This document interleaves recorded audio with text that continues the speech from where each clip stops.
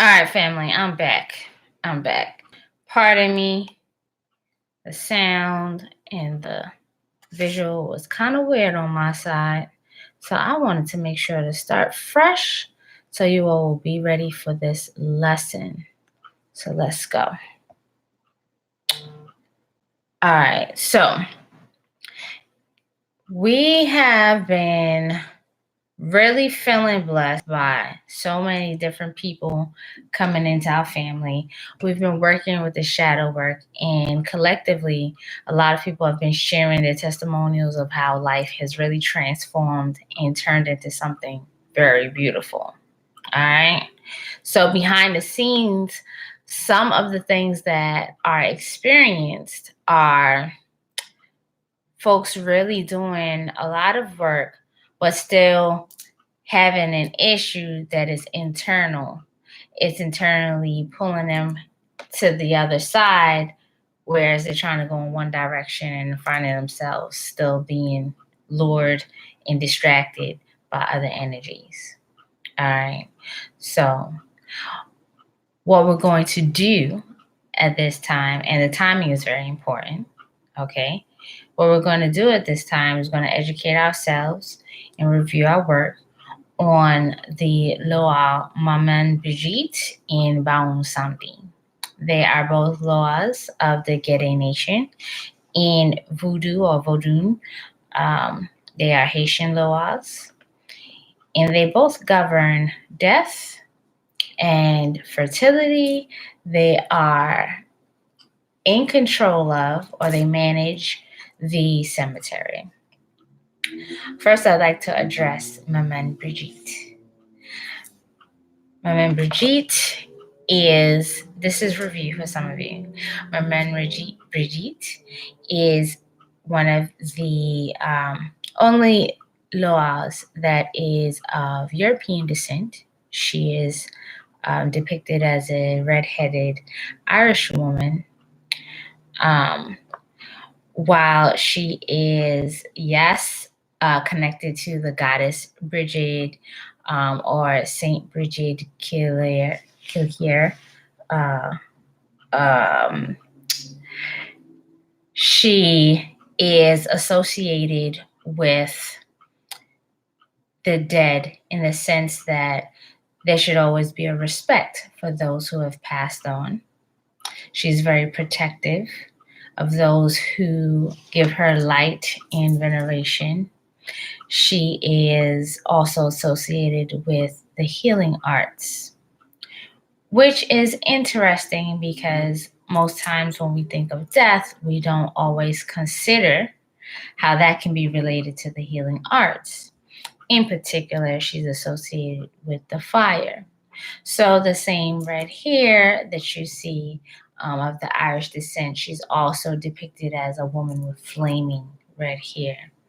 A lot of the healing arts are associated with the purification rites of fire, the transformational power of fire, and again, how death is a representation of this transformation, but a transformation that is very powerful and not just like a little pivot in life, but a total transformation, a total rebirth, a total death of what is old and letting it go on and stay dead. Okay. Some of the issues of doing work on the self and becoming aware of some of the shadows and wanting to transition or relearn certain behaviors is that what we think we've put to rest, they continue to pop up and come around, much like you can imagine a scary movie. You know, you have the villain or you have the monster and you think you've killed it, but somewhere down the line, here it comes back again, chasing you. And so they're zombies. In order to really lay something to rest, there are proper rites. And they can be categorized as necromancy, um, But in every spiritual practice, there are certain things that need to be done in order for those energies to be properly laid to rest so that they can exist in the ancestral realm or the afterlife realm and not disturb the peace of your life here on earth. Like with um, all relationships, there's always a spirit that is animating the force of it in your life. So, where we have um, a constant internal or sometimes external battle with those things that are reflecting um, contrary ideas and beliefs or behaviors for what it is you are trying to accomplish or give more light to. Um, you want to be able to capture those spirits and lay them to rest properly through the proper focus, um, alter space or working space, and calling those energies forth. Um, and now it's beyond just your mindset, but the mindset that you are creating through your practice, and the mindset that you want to keep alive, and the mindset that you'd like to lay to rest so that it can stay that way. Um, I don't know if that's too complicated, but uh, that's as simply as I can put it forth. Um, let's see. Man Brigitte can also be seen as, or she's depicted as like a loud, foul mouthed type of woman, although dressed very well. Um, she enjoys life. So I want to look at the aspect of Maman Brigitte where she is thoroughly passionate about life in her realm, celebrations, drinking, dancing, really having the ability to enjoy those things that um, bring us joy and bliss, all of that. And while having the ability to really, really party all the way and celebrate, she also maintains that she has a job to do. So, what is really interesting is that those individuals who are calling on this energy to understand the level of discipline uh, and value placed on ritual in one's life so that you can go all the way out and enjoy what it is that life has to offer because you maintain the ritual. You maintain making sure you get the job done. All right. Um, some of her offerings. I want to get into that, but I also, before I get into her offerings for her, because we want to understand why we're even involving ourselves with her energy. Um,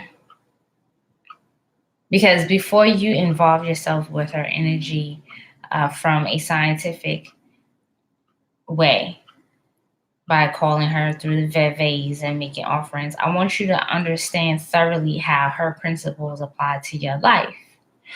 One of those things in particular are women's empowerment. Um, Traditionally, we have a society that asks women to not be so outspoken, to maintain a certain submissive position, to kind of accept whatever is given to her. And Maman Brigitte's attitude towards that is definitely the opposite. She is unafraid to speak her truth. She is not accepting of BS.